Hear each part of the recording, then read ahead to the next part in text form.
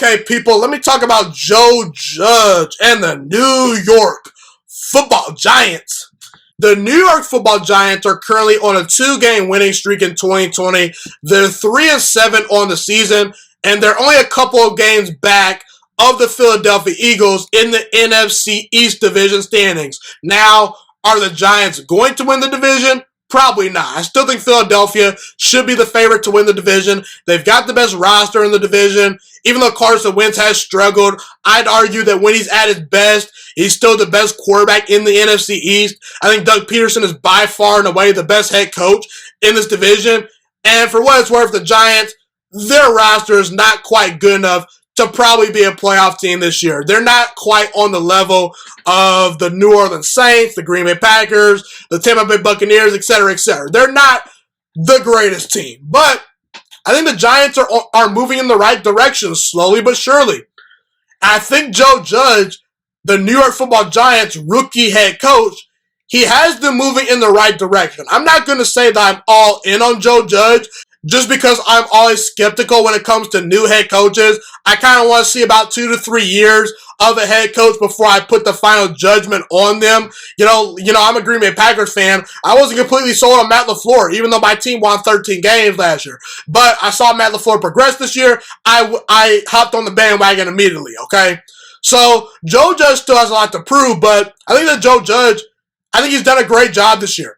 And I don't think Joe Judge is going to win head coach of the year, but if the Giants were to win a couple more games and they were to make the playoffs this year in his first season being the head coach, I think you have to give Joe Judge heavy consideration for 2020 NFL head coach of the year, because he's honestly done a fantastic job. I gotta say, man, the Giants, they're not the greatest football team in the world, but they're a competitive football team. And listen, you could have a bad record, but still be a team that I consider on the rise. Last year, the Arizona Cardinals only won 5 games.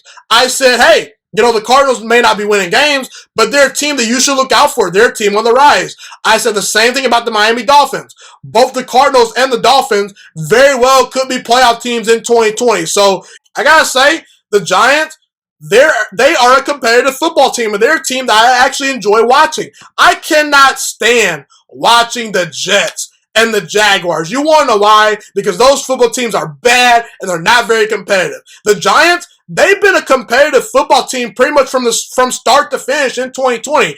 Outside of getting bodied and pushed around by the Pittsburgh Steelers, and outside of losing, in blowout fashion to the 49ers at home, that was a very bad loss.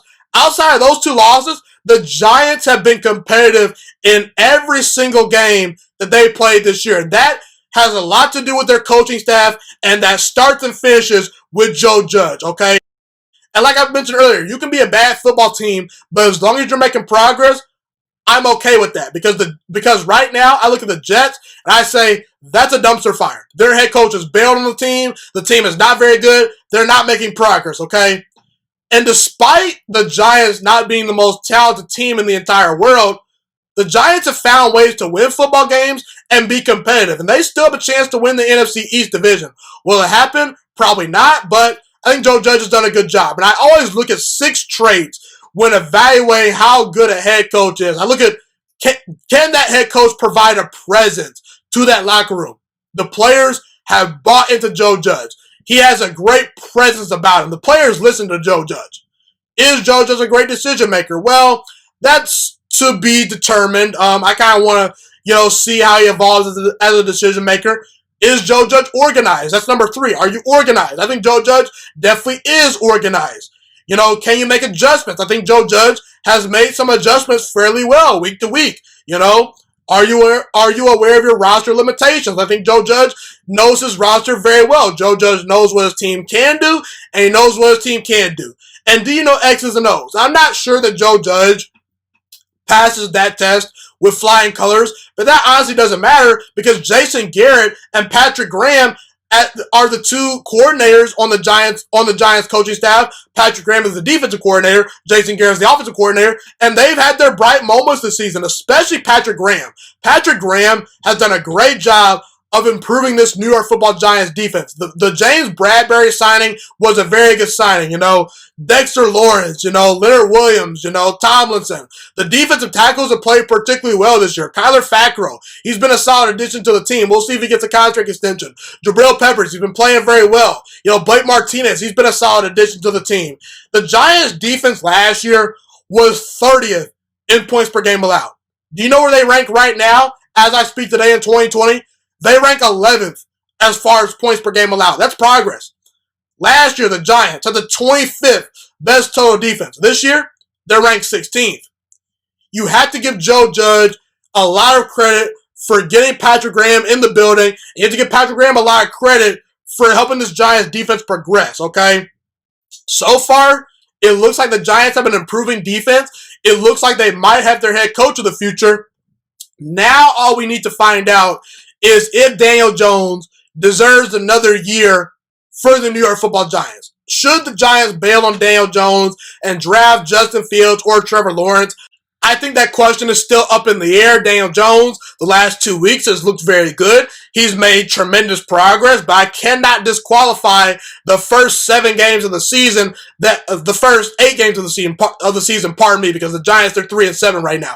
I can't, ignore the first 8 games of the season that Daniel Jones put on display in 2020 just because those games were not very good. I understand that Daniel Jones doesn't have the greatest roster. I understand he's learning a whole new system. I understand that he had to deal with no preseason games. So I'm going to be patient with Daniel Jones, but I personally need to see more growth and more progress from Daniel Jones going forward. These final 6 games will tell me all I need to know about Daniel Jones. And listen, if Dave Gettleman is fired, Daniel Jones might be out of the building. But I think that due to the fact that the Giants have progressed as a football team, due to the fact that they're starting to win football games, they're being competitive. I think that Dave Gettleman has a great chance to keep his job. Okay, maybe not a great chance, but I think that Dave Gettleman might buy himself another year if Daniel Jones and the New York Giants continue to win football games and they continue to make progress. However,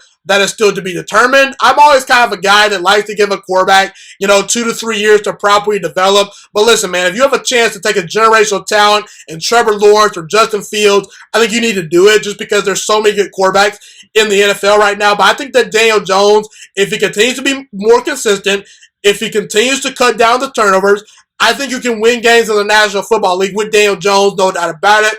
I do think that he has the mental makeup to be the Giants franchise quarterback. He mentally upstairs, he's pretty good.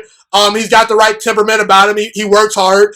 I just want to know if the physical tools are worth gambling on, because Daniel Jones, 1 minute he'll look really good and 1 minute he'll look really bad. So we'll see if Daniel Jones is the quarterback in the future. But I gotta say, I think the Giants might have hit on their next head coach, and Joe Judge, no doubt about it, has the New York Football Giants moving in the right direction.